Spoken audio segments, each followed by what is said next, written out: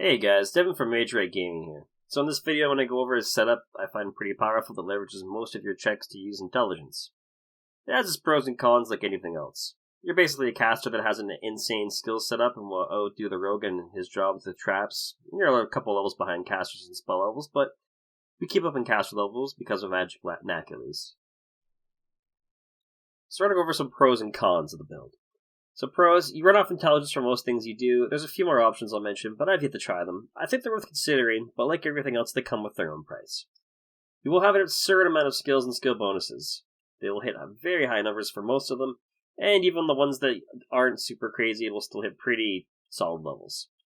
I've ran this build a few times, and most of my skills hit points to DM more or less just gave up on giving reasonable checks after a certain point.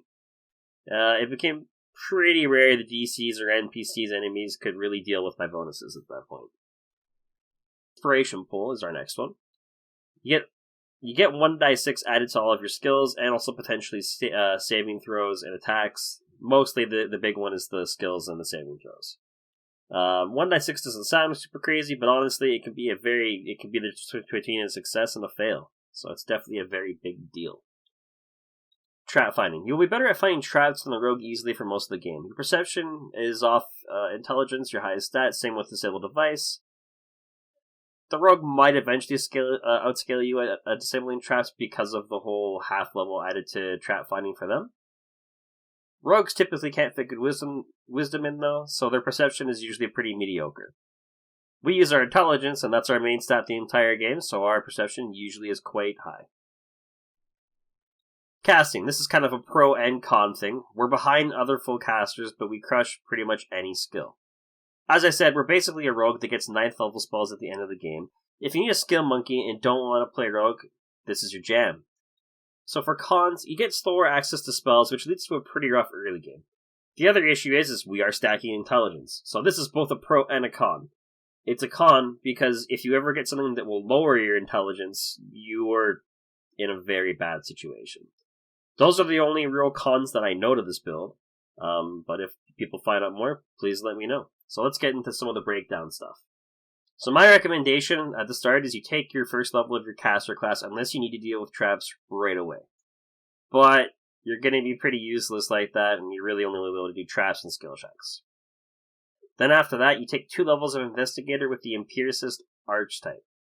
The rest into your spellcasting class. So we're going to go over what the 2 levels of an Empiricist Investigator give you.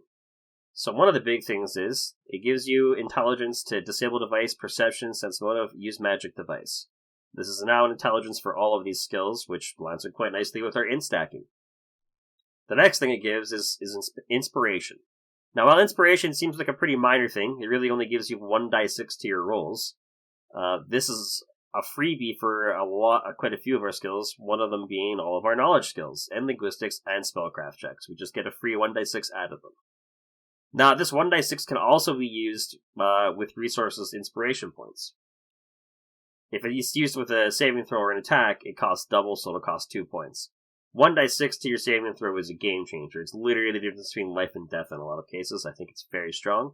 And also 1d6 added to all of your skills that I just mentioned is quite nice as well. So because of this inspiration bonus and getting a 1d6 on it, I usually just put 1 point into every knowledge. And now we can add 1d6 to all of our knowledge rolls as well. Even with just one rank, usually later on in the game you're looking at like a die 20 plus 9 plus 1d6 with no real additional ranks. Late game this isn't really ideal, but you'll still probably hit pretty high numbers, and I would still definitely scale some of your other skills, but we'll go into that later. So trap finding, this is kind of what I was talking about with rogues eventually outscaling you. An Investigator adds half of his class level to perception skill checks made to locate traps and disable device. Minimum 1.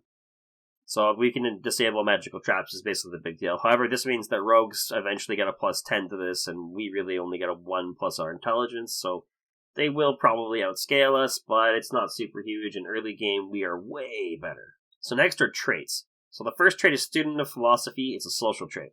You replace your charisma with intelligence for diplomacy, persuade actions, and bluff convince others if a lie is true. Magical knack. Pick a class where you gain this trait. Your caster level on that class gains a +2 bonus as long as it doesn't raise your caster level above the current hit die. This is perfect because we're taking 2 levels in Investigator with this build, so this basically means that our caster level maintains the same pace. Very awesome. So for stats, I'll put these on the screen, but basically, you're going to put a pile into intelligence, because it's our main thing. Like, it's an 18, it's worth it at almost any point. And then you're going to want decent dexterity and decent con, and then the rest of your stats really don't matter. I mean, more wisdom doesn't hurt for will, but the rest of it's not a big deal. So run over some cool class options to combine with this Investigator stuff here. So everybody probably thinks of Wizard right away. It's a pretty good choice. They get pretty good powers, and they have some of the best spell options later in the game. So some cool powers you can possibly get are Hand of the Apprentice. Uses your int modifier to hit with thrown weapons a couple times a day, based on your int mod. Very useful. Splintered Spear, basically similar, but it also gets you intelligence to damage instead of strength, which is kind of insane early game. Power over Undead, you can basically command Undead with your intelligence modifier. Very cool, but does still actually use your charisma for the DC, which is a little bit rough. But if you have a big campaign or whatever with big stats, you could possibly get away with this early game. And one of our cool feat options is Staff-like Wand. Use your intelligence to DC of wands and your own caster level, which is full due to magical knack. This means that if you get into crafting or got extra money, wands are a pretty good option for you. A little late for them, but they do scale to your level, so it makes them a reasonably decent option if you're out of spells. The option that I used, and I think this is definitely a pretty good option as well, was Witch. Which is a pretty good pick. I think the only real issues is you're going to get a little bit behind on your DCs because you're jumping into Investigator and obviously your spells as well. But hexes are awesome. You can fire them off all game. They don't really have a limit other than the fact that when a target resists them, they're kind of done. But there is a feat that let you try to do that twice.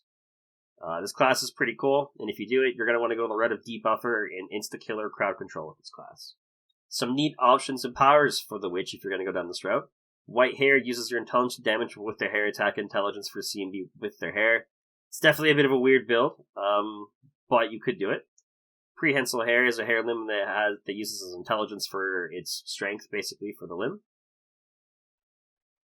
Side note, Winter Witch archetype is fantastic if you're dealing with a cold campaign. You lose your fire spells, but gain some real neat hexes and ways to deal with the cold.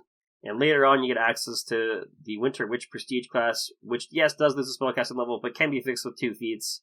The big one being Prestigious Spellcaster, which has some requirements. But Winter Witch Prestige pretty much scales all of your witch abilities while giving you piles more abilities. One being your cold spells dealing half supernatural damage, which even cold immune creatures can't ignore. They also get more hexes and a bigger spell list among other abilities. A very solid item to pick if you have the feats for it. Another option is Sorcerer with the Sage Bloodline. This bloodline allows sorcerers to use intelligence for pretty much all of their sorcerer casting and abilities. It's very neat, definitely a solid early game. They're basically in the same league as Wizard and Witch, but I don't think they have quite as cool little powers to keep them going. But you can cast way more spells. So, whichever one you want to do, definitely a solid option. Arcanist. So this is a pretty powerhouse class, but the big issue is that they're also 3 levels behind on the full casters like Witch and Wizard, just kind of like the Sorcerer was. They have some nifty abilities to enhance spells and do some pretty crazy tricks. I'm not super fluent in Arcanist. I've definitely looked at it quite a few times, but I'm sure there's some interesting combos that could be done, but I don't have any super crazy recommendations. I do believe that there's some pretty cool stuff you can do with this class, though, and I'm sure people could make it work. Some other classes kind of maybe worth considering, but it could also be a bit sketchy. Magus, I'm not really super sure I would do this, but it could be a potentially interesting build. But they aren't kind of melee based, though you could do like a blasting Magus with like wands and stuff, but it could work depending on how high level the campaign is and stuff. Vigilante could be interesting, especially with their, I think they have like a Warlock Wizard archetype. I can't remember what it's exactly called, but it uses intelligence as well and gets 6 level wizard spells up to, and gets the full wizard list up to that point. Could be worth doing, but once again, a little bit awkward.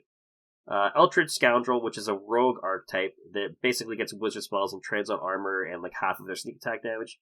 They'll also be quite behind, but they have way more skill points than anything else I've mentioned so far. And they also learn like most of the skills in the game. The only issue is they're not full casting, and they'll definitely have a lot of issues. But could be an interesting build for sure, and there could be some sick combos in there. So let's go over races real quick. So basically any race with intelligence is definitely solid, but there's definitely 3 that I consider to be above the shoulders of the rest. Human is always a great option. It's always on every guide, but that's because it's a feat, an ability point, and intelligence for sure, and skill points. All things that we want. Elf, intelligence bonus, more bonuses to deal with spell resistance, and bonuses to perception. All decent options, but the minus to con is not ideal.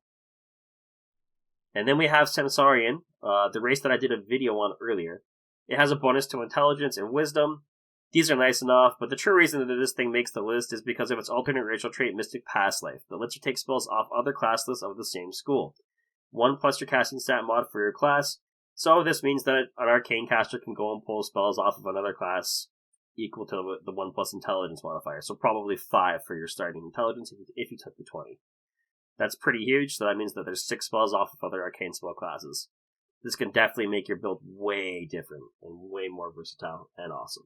Now you'll basically want to grab all of your skill points into intelligence-based skills. There's obviously a bunch of other skills that you want, and honestly, by the end of the game, there's not really any reason why you can't actually have most skills in your back pocket.